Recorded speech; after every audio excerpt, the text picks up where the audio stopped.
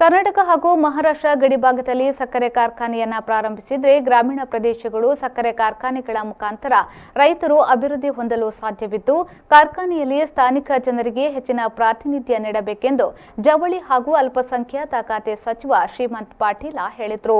ಬೆಳಗಾವಿ ಜಿಲ್ಲೆಯ ಕಾಗವಾಡ ಮತಕ್ಷೇತ್ರದ ಬಳ್ಳಿಗೇರಿ ಗ್ರಾಮದ ಹೊರವಲಯದಲ್ಲಿ ನೂತನವಾಗಿ ಪ್ರಾರಂಭಿಸುತ್ತಿರುವ ಮಹಾರಾಷ್ಟ್ರದ ಸಚಿವ ವಿಶ್ವನಾಥ್ ಕದಮ ಇವರ ಮಾಲೀಕತ್ವದ ಬಸವೇಶ್ವರ ಶುಗರ್ಸ್ ಲಿಮಿಟೆಡ್ನ ನಿರ್ಮಾಣದ ಭೂಮಿ ಪೂಜೆ ನೆರವೇರಿಸಿ ಮಾತನಾಡಿದರು.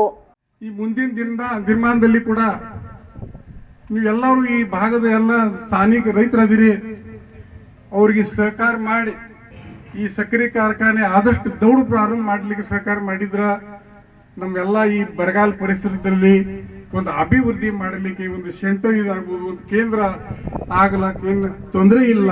ಅದಕ್ಕೆ ನೀವೆಲ್ಲರೂ ನಮ್ಮ ವಿಶ್ವಜಿತನ ಕದಂ ಮತ್ತು ಮೋಹನ್ ದಾದಾ ಅವರಿಗೆ ಸಹಕಾರ ಮಾಡ್ರಿ. ಇದರಲ್ಲಿ ಯಾವುದೋ ನಿಮ್ಮ ಮನಸ್ಸಿನಾಗ ಒಂದು ಬೇರೆ ವಿಚಾರ ತಗೊಂಡ್ ಬರ್ಲಕ್ ಬರಬೇಡ್ರಿ. ಏನೂ ಸಮಸ್ಯೆ ಇದ್ರ ನಾವು ಕೂಡ ಬರ್ತೀವಿ, ನಾವು ನೀವು ಕೂತು ಎಲ್ಲ ಬಗೆಹರಿಸೋಣ. ಕರೆ ಮಹಾರಾಷ್ಟ್ರ ರಾಜ್ಯದ ಸಹಕಾರ ಹಾಗೂ ಕೃಷಿ ಸಚಿವರಾದ ವಿಶ್ವಜಿತ್ ಕದಂ ಅವರು ಮಾತನಾಡಿ, ಈ ಸಕ್ಕರೆ ಕಾರ್ಖಾನೆಯು ಸುಮಾರು 2500 ಟನ್ ಕಬ್ಬನ್ನ ನುರಿಸುವ ಗುರಿಯನ್ನ ಹೊಂದಿದೆ. 11 ತಿಂಗಳೊಳಗಡೆ ಕಾರ್ಖಾನೆಯ ಕೆಲಸ ಪೂರ್ಣಗೊಳಿಸಿ ಪ್ರಾಯೋಗಿಕವಾಗಿ ಚಾಲನೆ ನೀಡಲಾಗುವುದು ಹಾಗೂ ಕಾರ್ಖಾನೆಯಲ್ಲಿ ಸ್ಥಳೀಯ ನಿರುದ್ಯೋಗಿ ವಿದ್ಯಾರ್ಥಿಗಳಿಗೆ ಹೆಚ್ಚಿನ ಆದ್ಯತೆಯನ್ನ ನೀಡಲಾಗುವುದೆಂದು ತಿಳಿಸಿದರು. फार मोठा कार्यक्रम न करता साधेपणाने घरगुती स्वरूपात या ठिकाणी भूमिपूजनाचा कार्यक्रम करावा अशी आमच्या सर्वांचीच इच्छा होती.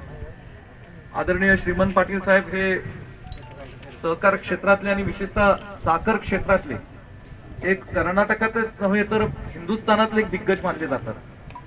साखर उद्योग असेल, सहकार क्षेत्र असेल, या दोन्ही उद्योगाबाबतीत जर काही महाराष्ट्राला सुद्धा मार्गदर्शन कुणाचं घ्यायचं असेल तर श्रीमंत पाटील साहेबांचं काय मत आहे किंवा त्यांचं मार्गदर्शन हे आवर्जून या ठिकाणी एक सरकार म्हणून सुद्धा आम्ही या ठिकाणी त्यांचं आवर्जून घेत असतो.